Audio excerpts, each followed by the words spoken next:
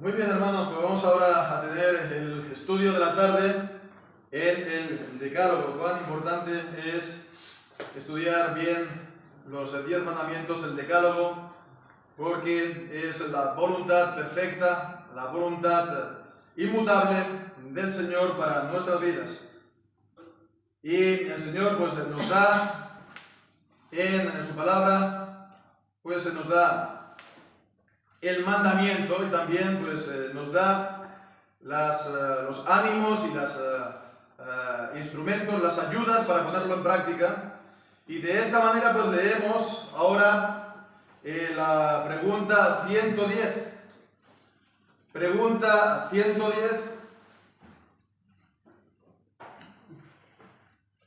Acerca pues del segundo mandamiento del decálogo que hemos estado pues, considerando, tanto los deberes como también los pecados prohibidos, y ahora pues las razones que son añadidas al segundo mandamiento pues para ayudarnos a ponerlo por obra, para darle mayor fuerza. Dice, las razones añadidos al segundo mandamiento y que le dan mayor fuerza están contenidas en estas palabras, y es cita de Éxodo capítulo 20, versículo 5-6, el texto de los 10 mandamientos. Porque yo soy Jehová tu Dios, fuerte, celoso, que visita la maldad de los padres sobre los hijos, sobre la tercera y sobre la cuarta generación, a los que me aborrecen, y que hago misericordia a millares a los que me aman y guardan mis mandamientos. Y son, pues, además de la soberanía de Dios sobre nosotros, y que somos su propiedad, el celo ardiente que tiene Dios por su propio culto, su indignación vengadora contra todo culto falso, por ser este una fornicación espiritual, reputando él a los quebrantadores de este mandamiento como personas que lo odian, que lo aborrecen, y amenazándolos con castigarlos por varias generaciones, y estimando a los que lo guardan fielmente como a personas que lo aman y guardan sus mandamientos, a los que promete misericordia tanto para ellos como para sus generaciones. Amén. Y el Señor bendiga su santa palabra. Bueno, esto es el resumen, ¿sí?, de la palabra del Señor en cuanto a el significado que nos da en cuanto a estas razones del decálogo. Las razones añadidas al decálogo para darle mayor fuerza. No es porque esté incompleto, no es porque el mandamiento de Dios en sí mismo sea débil, sino porque nosotros somos débiles y necesitamos estas razones. No es el problema en la palabra de Dios, es el problema en nosotros. Que si el Señor no nos aguijonea, que si el Señor no nos incita, si el Señor no nos anima, pues normalmente no lo vamos a poner por obra. Y bien, pues entonces sobre todo es estas palabras, ¿no? Yo soy Jehová tu Dios, versículo 5 y 6. Yo soy Jehová tu Dios, fuerte, celoso, que visito la maldad de los padres sobre los hijos hasta la tercera y cuarta generación de los que me aborrecen, y hago misericordia a millares a los que me aman y guardan mis mandamientos. Vamos entonces a estar pues considerando estas razones por el orden que se nos da aquí. Y a ver, la razón principal es Dios. La razón principal es Dios. ¿Qué razón da para animarnos? Dios. Su nombre, Jehová. El nombre Jehová tiene un significado, ¿verdad? Yo soy. Yo soy el que soy.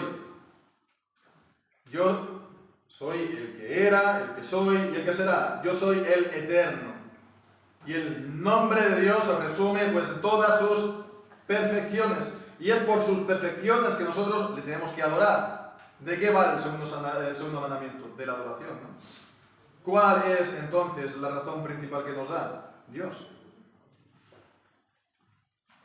Él es el eterno, el que está fuera del tiempo y lo ha creado todo, ha creado el tiempo, ha creado a nosotros. Todas las cosas son su propiedad y Él ha determinado, por lo tanto, cómo ha de ser adorado. No ha de ser entonces nuestra propia imaginación y nuestras propias ideas, nuestros propios pensamientos o sentimientos, emociones, lo que sea en nosotros. Ha de ser Dios. Por eso es el Jehová, dice, tu Dios. Porque el Señor es propietario de todas las cosas. Él es el amo de todo el universo, del cielo y de la tierra, pero de una manera especial a su pueblo. Nosotros somos entonces su especial propiedad de entre todos los pueblos de la tierra. Porque el Señor nos ha redimido por precio, no con cosas corruptibles como oro o plata, nos dice la palabra, lo leímos esta mañana, sino con su propia sangre, la sangre del Señor Jesucristo.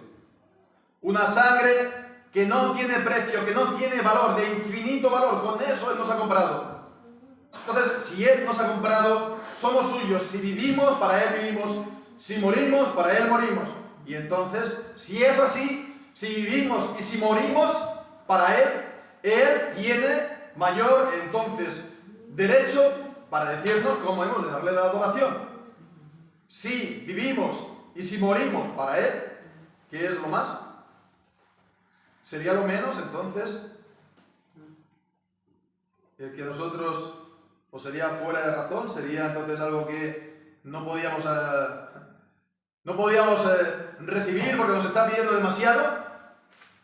¿Que le demos la adoración que Él nos pide y no otra? Ah, es que, mira, resulta que me parece que es muy fría, o es que me parece que es muy aburrida. Me gustaría que hubiera aquí, pues no sé, un retroproyector, que me pongan aquí una música, que pongamos aquí unos bailes, que pongamos aquí unos pases de teatro. Me gustaría que hubiera aquí un grupo de musical, me gustaría que hubiera aquí un grupo pues, de cantantes, un coro, todos vestidos aquí de etiqueta. Me gustaría tantas y tantas cosas, unas imágenes aquí que le den un poco de imaginación a la cosa, que no sea una cosa tan cerrada, tan centrada en leer la Biblia, ¿no? Que me llame un poco, que me despierte los sentimientos o me despierte, digamos, las sensaciones, las emociones visualmente, ¿no? Bueno, pues estas son las cosas por las cuales la gente está tan apegada, ¿no?, a los falsos cultos, ¿no? Además de la tradición, como veíamos la semana anterior. Porque el Señor, pues, nos dice entonces de que si somos pueblo suyo, nos ha sacado de entre todas las naciones de la tierra. Entonces, este es el punto principal, ¿no? Que somos, sí, Dios, sus perfecciones, que Él es el Dios eterno, Jehová, y Él es entonces nuestro Dios, nuestro Dios. Después continúa diciendo también, vemos, fuerte, celoso. Fuerte, celoso. No sé si tenéis aquí a mano otras versiones de la Biblia, pero sería fácil que en otras versiones de la Biblia esté como Dios celoso. ¿Lo tenemos así? Fuera de la Reina Valera normalmente es Dios celoso, ¿sí? En Gómez, ¿no? Sí. En Dios celoso. ¿Por qué? Entonces, ¿qué hay aquí? ¿Gato encerrado o es una mala traducción? A ver, cuando dice Jehová tu Dios, la palabra de Jehová tu Dios es Elohim, y cuando dice fuerte es Él. Es la misma raíz, pero es, digamos, en singular, ¿no? Y bueno, pues sí, ciertamente muchas veces pues es Dios en la escritura, singular, pero ¿cuál es la cuestión? La cuestión es que detrás de la idea de Elohim, detrás de la idea de Él, está la idea de fuerza, de poder, el poderoso. Y de hecho, no es tampoco para liar las cosas, pero por ejemplo, en las antiguas versiones en francés, siempre que se encontraba encontraba esta palabra él para hablar de Dios, se le traducía como Dios fuerte. Dios fuerte. Para transmitir precisamente esa idea de poder.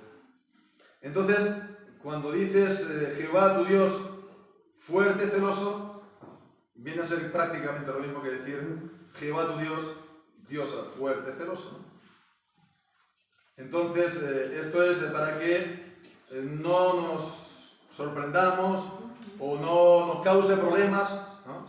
Si lo estamos leyendo en Reina Valera y lo comparamos con otras versiones, esta manera de traducir es más bien propia de Reina Valera, pero es posible, es correcta, ¿no? Fuerte, celoso o Dios fuerte, celoso. Viene a ser lo mismo.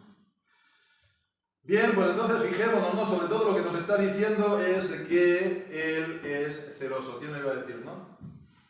Los celos, ¿no? Están vistos como una cosa muy, muy mala entre los hombres, ¿no? Sobre todo entre los hombres, ¿no? Pero también las mujeres, ¿no? Entonces que hemos de ser, digamos, más tolerantes, ¿no?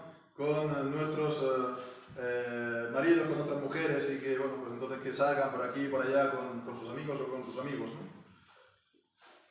Bueno, pues entonces fijémonos que Dios se presenta a nosotros como un Dios celoso. De por sí, por lo tanto, de por sí, el ser celoso no es malo. Porque Dios es un Dios celoso. Si eso le lleva a uno pues, a hacer cosas que no están bien, ¿no? Una locura, etcétera, etcétera, eso sí que está mal. Pero el ser celoso de por sí, de los suyos, de su esposa, de su esposo, de sus hijos, no es algo malo. Como tampoco es, por supuesto, nada malo ser celoso de Dios y tener celo por Dios, ¿verdad? Es más, es lo que debemos tener, ser celosos por Dios. Tener celo por Dios y por su gloria. Bueno, pues Dios tiene celos y es celoso. Primeramente, Él es celoso de sí mismo, de su propia gloria, y Él dice que no la dará a nadie, a ningún otro. Isaías capítulo 42 y versículo 8, y ahí leemos que yo, Jehová, este es mi nombre, y a otro no daré mi gloria, ni mi alabanza a esculturas. Vemos, y es entonces exactamente lo mismo de lo que estamos viendo en este segundo mandamiento. Él es celoso de su propia gloria y Él no quiere compartirlo con ninguna representación, con ninguna imagen, aunque digan que ese becerro que han pintado aquí representa la fuerza de Dios. Él no lo quiere. Él no quiere compartir su gloria con ninguna imagen que represente la divinidad. Ni tampoco, por supuesto, ni mucho menos otros dioses ajenos. Él no lo permite, porque Él no comparte su gloria con ninguna criatura. Pero además es que el Señor tiene un celo vivo, ardiente, por nosotros mismos, por su amor y por su nombre que Él ha puesto en nosotros. Y así pues leemos en Santiago capítulo 4, y versículo 5, pensáis que la Escritura dice sin causa, el Espíritu que mora en nosotros nos desea celosamente. ¿Y esto en qué sentido lo está diciendo? En el que no podemos ser amigos del mundo y pretender ser al mismo tiempo amigos de Dios, porque eso es una infidelidad espiritual, porque eso es un adulterio espiritual. Bueno, pues lo mismo también con todo tipo de culto y adoración que el Señor no nos haya mandado ni instituido en su palabra. Es un adulterio y es una fornicación espiritual y el Señor así lo considera. Y esta es entonces, hermanos, la gran razón para que seamos fieles en la adoración que Él nos ha mandado. Aunque esta pueda ser hoy en día no la más popular, ¿no? Hemos de mantenernos fieles sobre todo por causa de Dios, de su ser, de su nombre, y también pues de que Él es el Dios fuerte, celoso, por su propia gloria y por nosotros mismos, porque Él no nos quiere compartir con ningún otro. quiere tener entonces nuestro amor, nuestro reconocimiento en exclusiva. En exclusiva. Pero bueno, pues continúa entonces este pasaje, y aquí sí que vamos entonces a ir siguiendo lo que nos dice esta respuesta.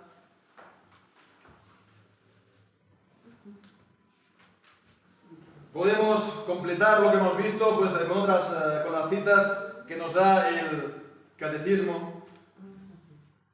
A la soberanía de Dios que tiene sobre nosotros y que somos su propiedad. Podemos mirar ahora en el Salmo 45, versículo 11. Salmo 45, versículo 11.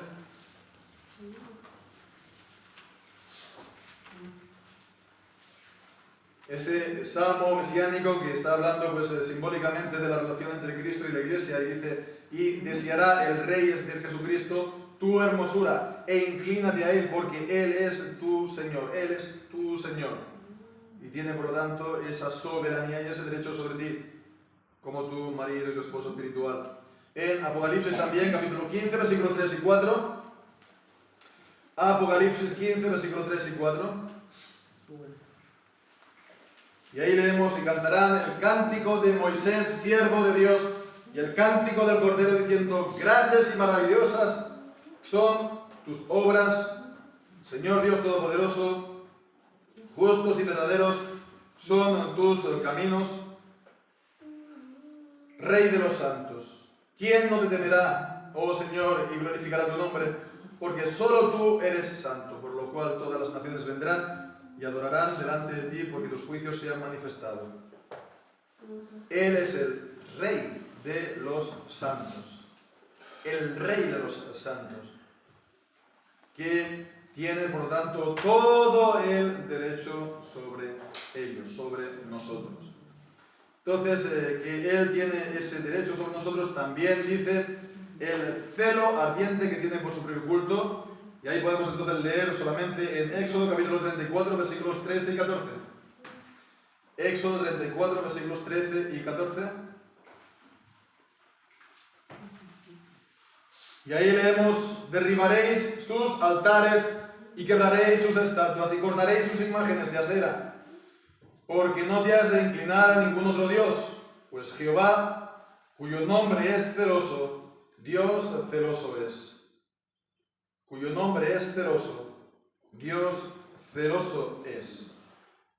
Bien, pues entonces ahora vemos, además entonces de el ser mismo de Dios, pues entonces nos habla la segunda parte de este versículo, de las obras de Dios, cómo Dios actúa, cómo Dios trata sobre todo la obediencia y la desobediencia, el ser fiel a su mandamiento y el transgredirlo. Decíamos esta mañana que Dios entonces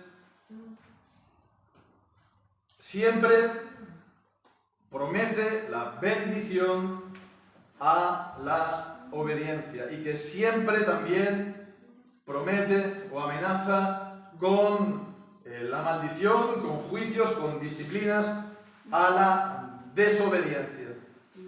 Que Cristo haya cumplido para nosotros el pacto, por supuesto, Él ha merecido la bendición perfecta por su perfecta obediencia, y Él ha llevado sobre sí mismo la maldición. Pero eso no quita que este mismo principio esté sobre nosotros. No tenemos que ganarnos entonces nuestra salvación por nuestra obediencia y nuestra fidelidad. Eso nos viene en el pacto por Cristo, pero esta bendición y esta desagrado de Dios, según obedezcamos o no, sigue estando en pie, sigue estando vigente. Lo digo porque, bueno, pues entonces hay maneras de ver el pacto de gracia con Dios que solamente nos quedamos con la parte, podemos decir, bonita. Cristo ha guardado todas las cosas para mí, y entonces yo pues solamente me tengo que preocupar, ¿no?, de confiar en Cristo, lo cual es cierto.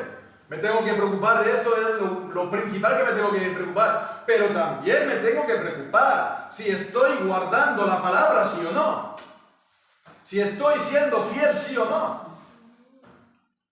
Esto no excluye, no quita mi obediencia mía personalmente y de la iglesia.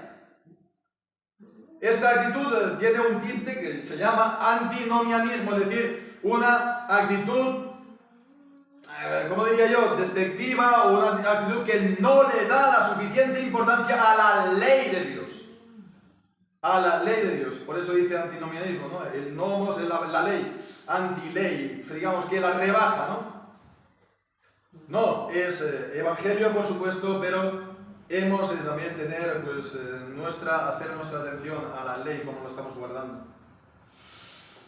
Y bien, pues entonces la acción, según si uno está guardando sus mandamientos y si uno lo está transgrediendo, según uno está, pues, guardando el mandamiento acerca de la adoración correcta y según si uno lo está transgrediendo. Pues entonces vemos, dice que su indignación vengadora contra todo culto falso, por ser una fornicación espiritual. Y es entonces volviendo aquí a Éxodo 20 cuando dice que Éxodo 20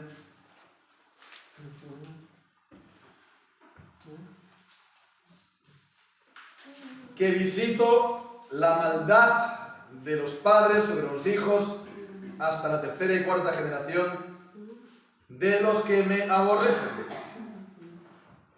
Que visito la maldad, que visito la iniquidad de los padres sobre los hijos. Llama la atención, ¿no?, la palabra visito. ¿Qué significa aquí la palabra visitar? ¿No? La entendemos en el sentido de que, bueno, yo voy a hacer una visita a mi amigo, yo voy a hacer una visita a mis padres, ¿me esperan o no me esperan? Bien, pues esto lo debemos guardar, tener en mente, porque la idea entonces básica de visitar en la Biblia, bueno, se utiliza también en un sentido de bendición, la visitación de Dios. Cuando el Señor, pues, derrama su gracia y su bendición a su pueblo, en la Biblia también llama que, lo dice, que Dios ha visitado a su pueblo. Pero la mayoría de veces la visitación de Dios es para lo contrario, para disciplinar y para castigar. ¿Y qué es entonces esto de visitar? La idea básica es primero de considerar, de reputar, de estimar, de imputar. De imputar, de requerir, de buscar, de indagar de él. Y esto de una manera, bueno, como alguien recibe una visita inesperada, ¿no? Te suena el timbre de Ting-Dong, no te esperaba. Dios requiere, demanda, busca lo que se hizo antes y cuando lo está castigando entonces lo está visitando. Ese es el concepto en el Antiguo Testamento, en la Biblia, de que Dios visita el pecado. Dios visita el pecado. Y Dios, fijémonos que Dios visita el pecado que perdona. Dios visita el pecado que perdona porque en Cristo nos perdona de nuestros pecados. Pero Dios no necesariamente nos va a librar de castigo y de disciplina por los pecados que perdona. No necesariamente lo puede hacer en gracia y misericordia, pero no necesariamente Él nos va a dejar sin castigo y sin disciplina. Y eso está según su sabiduría paternal, y es su derecho. Dios perdona los pecados, pero Dios visita los pecados que ha perdonado. No siempre. Pero Él tiene la potestad para hacerlo y requerirlo. Lo vemos en... bueno, podríamos mirarlo muchas veces en la Escritura, pero mirad, vamos a lo que dice la confesión mismo, el capítulo 5, capítulo 5, el párrafo 5, esa es la providencia, ¿no? Para que veamos esta manera de actuar de Dios con sus hijos. Dice, el sumamente sabio, justo y clemente Dios, muchas veces deja por un tiempo sus propios hijos en múltiples tentaciones y en la corrupción de sus propios corazones. Dice, ¿para qué? Para disciplinarlos por sus pecados anteriores, o para descubrirles la fuerza escondida de su corrupción y el engaño de sus corazones para que sean humildes. Lo podemos mirar en la confesión y los textos que ahí se presentan. Podemos hacer un pequeño estudio. Dios, entonces, vemos que como castigo de nuestros pecados, pues muchas veces nos deja en múltiples tentaciones para mostrar la corrupción de nuestro corazón, para que lo veamos. Nos castiga para corregirnos de esos pecados anteriores, porque pues no se ha pulido nuestro corazón, no se ha corregido nuestra vida. Seguimos amando al Señor, pero es de una manera pues torcida, de una manera imperfecta. Así pues vemos aquí el Señor, sí, muchas veces envía estos castigos, estas disciplinas por pecados anteriores que nosotros hayamos podido cometer. Bien, pues entonces su indignación vengadora contra todo culto falso por ser una fornicación espiritual, que él visita la bondad de los padres sobre los hijos, etc. Y el texto que se nos dice, ya lo hemos dicho, en Éxodo capítulo 33, versículos 13 y 14, y dice, sí, a continuación, 1 Corintios capítulo 10, versículos 20 al 22, podemos leer ahí primeramente. 1 Corintios capítulo 10, versículos 20 al 22.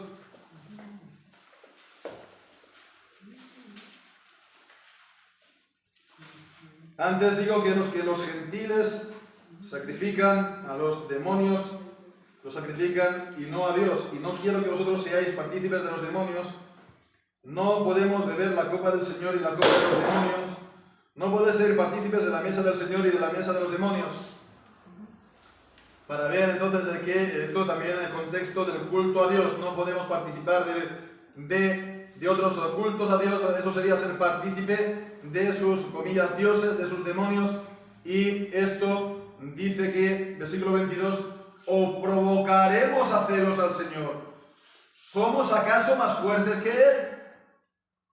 Esto provoca la indignación, provoca el castigo de Dios.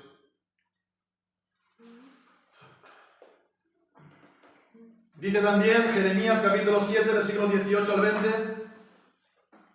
Jeremías capítulo 7, versículos del 18 al 20.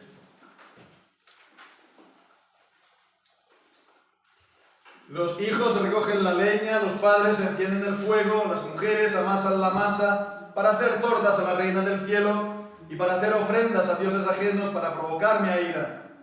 ¿Me provocarán ellos a ira?, dice Jehová. ¿No obran más bien ellos mismos su propia confusión?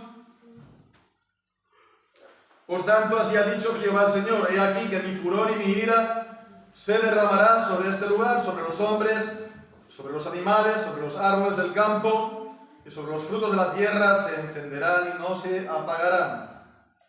La idea, por lo tanto, de que se provoca ciertamente a ira al Señor y que el Señor demanda y juzga estos pecados sobre su pueblo.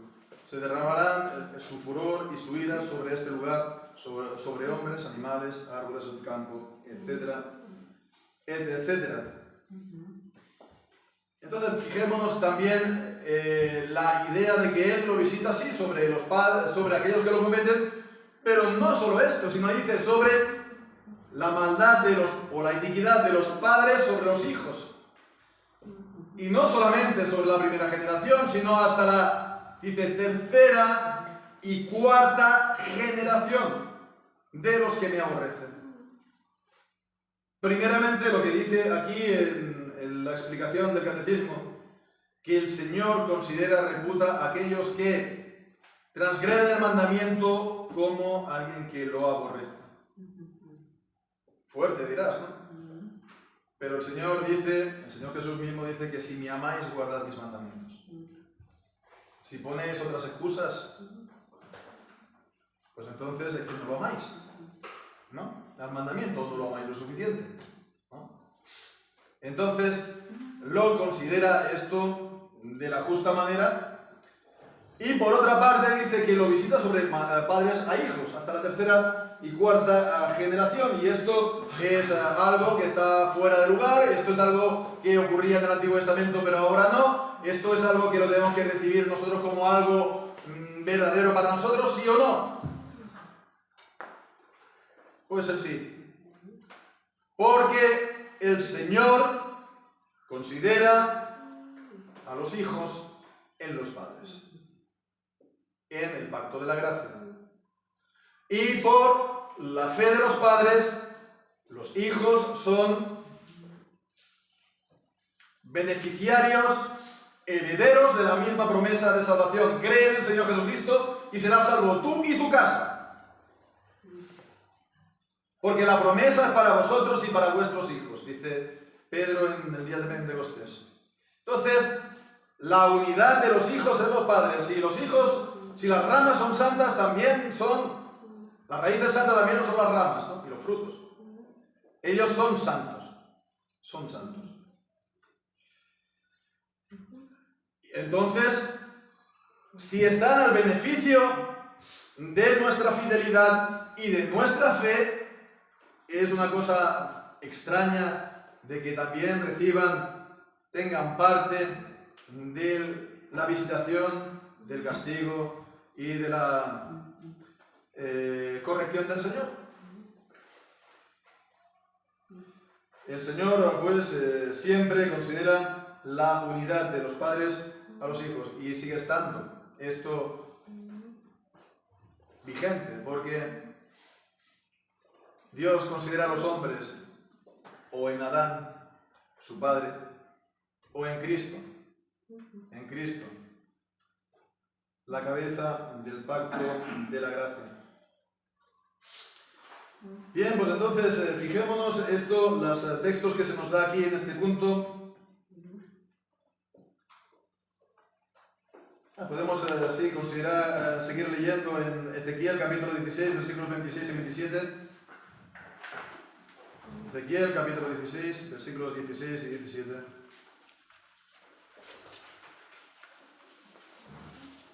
Tomaste de tus vestidos y te hiciste diversos lugares altos y fornicaste sobre ellos. Cosa semejante nunca había sucedido ni sucederá jamás. Tomaste asimismo tus hermosas alhajas de oro y de plata que yo te había dado y te hiciste imágenes de hombre y fornicaste con ellas. Sí, perdón. Versículo 26. 26 y 27, perdón, sí, estoy bien. Fornicaste con los hijos de Egipto, tus vecinos, gruesos de carnes, y aumentaste tus fornicaciones para enojarme. Fornicaste también con los agirios por no haberte saciado, y fornicaste con ellos, tampoco te saciaste. Y el punto era acerca de la provocación, de la ardiente ira y de la visitación del Señor. Como también en Deuteronomio capítulo 32, versículos 16 al 20. Estos son todavía textos pruebas de la frase anterior en el catecismo, pero vamos también a leer para no dejarlos en el tintero. 32, versículos del 16 al 20. Lo despertaron a celos a Dios con dioses ajenos.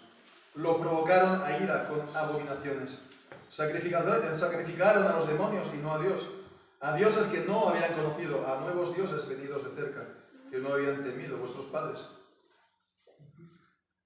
De la roca que te crió te olvidaste, te has olvidado de Dios tu Creador, y lo vio Jehová, y se encendió en ira por el menosprecio de sus hijos y de sus hijas, y dijo: esconderé de ellos mi rostro, veré cuál será su fin, porque son una generación perversa, hijos infieles.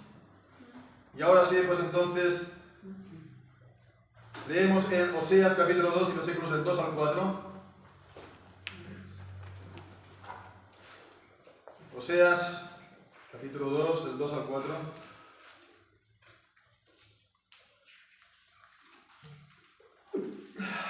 Contended con vuestra madre, contended, porque ella no es mi mujer ni yo su marido. Aparte, pues, sus fornicaciones de su rostro y sus adulterios de entre sus pechos, no sea que yo la despoje y desnude, y la ponga como el día en que nació, y la haga como un desierto, la deje como tierra seca, y la mate de sed. Y dice, ni tendré misericordia de sus hijos, porque son hijos de prostitución. Podríamos añadir tantas otras citas de la Escritura, de que el Señor también visita esta iniquidad y este pecado de los padres sobre los hijos.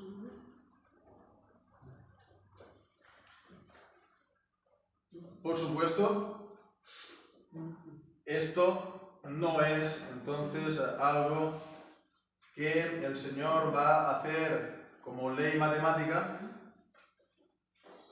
siempre, en todo lugar y sobre todo, si nos hemos arrepentido de nuestros pecados. Si nos hemos arrepentido de los pecados de nuestros padres. Si nos hemos arrepentido de los pecados de nuestra nación. Si nos hemos arrepentido de la transgresión de este mandamiento que nos ha venido por, digamos, la tradición, la costumbre. Si nos hemos arrepentido, por lo tanto, nos hemos salido de esta corriente, y entonces el Señor nos cuida de una manera especial. Pero si seguimos entonces en el mismo curso, en la misma corriente, seguimos adelante. Y al final no nos extrañe si caemos entonces en la presa.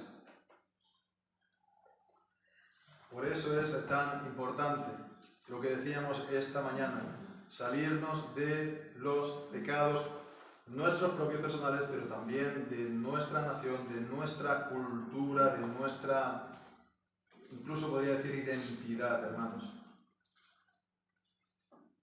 Necesitamos, y esto se tiene que desarrollar mucho más, sin duda, pero desarrollamos la mentalidad de reformarnos. El ser reformado significa reformarnos primeramente nosotros. Una reforma personal. Por ahí comienza la reforma, hermanos. La reforma del mundo, del universo y de la galaxia comienza, hermanos, por la de cada uno de nosotros. ¿Y cómo eso? Rechazando, teniendo un rechazo, digamos, hasta visceral de nuestra cultura que está fuera de la palabra de Dios, de nuestra identidad que no es de la palabra de Dios, que está en contra de ella. Y por supuesto también de la manera de dar culto a Dios y de tratar a Dios, en la que se nos ha enseñado y que no está en la palabra de Dios. Bien, por una parte esto, pero por otra parte fijémonos. Dice a continuación, estimando a los que lo guardan fielmente como personas que lo aman, ¿no? Los que lo transgreden son los que lo aborrecen, pero a los que lo guardan fielmente lo aman. Aman y guardan sus mandamientos. A los que le prometen misericordia, tanto para ellos como por sus generaciones, para siempre. Y nos da entonces como texto prueba solamente Deuteronomio capítulo 5, versículo 29. Deuteronomio capítulo 5, versículo 29. ¿Quién diera que tuviesen tal corazón que me temiesen y guardasen todos los días todos mis mandamientos, para que a ellos y a sus hijos les fuera bien? Dice, para siempre. Para siempre. Entonces vemos, ¿no? Dios visita la maldad sobre los padres de los padres sobre los hijos, sí, pero es que Dios hace lo mismo, pero lo contrario, ¿no? A los creyentes y a los fieles. Bendice a su descendencia. Y si a uno lo bendice hasta la tercera y cuarta generación, vemos aquí dice para siempre. por sus generaciones. No hay, no hay proporción alguna. Siempre la gracia de Dios es mayor. Siempre. Siempre el peso de su gracia es mayor. Allí donde abundó el pecado, sobreabundó su gracia y su misericordia. El Señor castiga así la maldad de los padres sobre los hijos hasta tercera y cuarta generación, pero bendice la fidelidad sobre los hijos hasta 1000 generaciones. ¿Y qué podemos decir ya a esto para concluir? Fijémonos, hermanos, esto último está en el Decálogo. ¿El Decálogo para quién es? ¿Para los del Antiguo Testamento o también para los del Nuevo Testamento? También para los del Nuevo Testamento, también para nosotros, ¿verdad? El Señor bendice la fidelidad de los padres sobre los hijos por sus generaciones. ¿Qué significa esto? Hermanos, este mismo pasaje, solamente este texto del Decálogo, ya muestra claramente que los hijos de los creyentes están al beneficio y heredan las promesas de los padres creyentes. Solamente este texto. Me dirán, no, eso es solamente del Antiguo Testamento porque eran promesas materiales y carnales. Pues bueno, pues aquí vemos son promesas espirituales. El Señor va a bendecir la obediencia y la fidelidad de los padres sobre los hijos hasta 1000 generaciones. Si está en el Decálogo que el Señor bendice a los hijos por causa de los padres, si está en el Decálogo, en los 10 mandamientos, pues es para siempre y también está vigente para nosotros. No se puede entonces entender el rechazo de los hermanos bautistas a la doctrina del pacto de la gracia.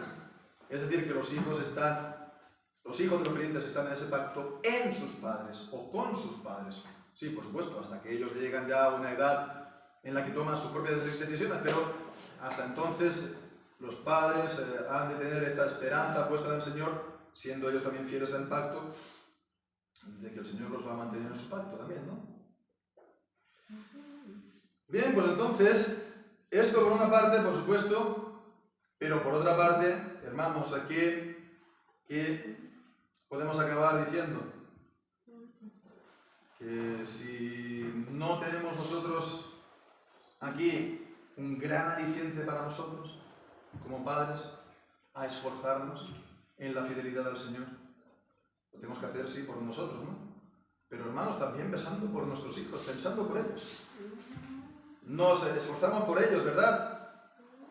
Nos levantamos pronto por la mañana, ¿no? Nos luchamos por ellos para ir a trabajar, para traerles y proveerles el pan material, ¿no? La comida, para darle el vestido, para darle todo lo que ellos necesitan, ¿no? Nos esforzamos de que ellos, si nosotros hemos llegado aquí, ellos puedan llegar allá y aún más allá. Intentamos que ellos pues tengan un futuro en esta vida, ¿verdad? Y es lo normal. Pues si eso hacemos en las cosas de esta vida, en las cosas de esta temporales, cuánto más, hermanos, cuánto más en las cosas del Señor nos tenemos nosotros que esforzar también por ellos. Si nos estamos dejando la vida para dejarles, no sé, un trozo de tierra, una casa, un coche, no sé, unos cuantos cuadros, unos cuantos libros, unos cuantos abrigos o lo que sea, unas cuantas joyas, que podamos aquí, digamos, reunir con esfuerzo y con mucha dedicación, cosas materiales que están destinadas para perecer, cuánto más la obediencia y la fidelidad al Señor. Hacerlo para nosotros, sí, por supuesto, pero también por ellos. También por ellos. Si le vamos a dejar en herencia todas esas cosas, cuánto más la herencia de la bendición de Dios. Y hasta cierto punto depende de nosotros. Y depende solo de nosotros. No de ellos. No de ellos, de los hijos. ¿Por qué? Si no sigue los caminos del Señor, vamos a estar nosotros diciéndole que no han sido fieles, que se han apartado, ¿verdad? Es lo más fácil. Pero primeramente tendríamos que mirarnos a nosotros mismos en ese caso. Así pues, hermanos, la mayor motivación siempre, como hemos visto, es el Señor.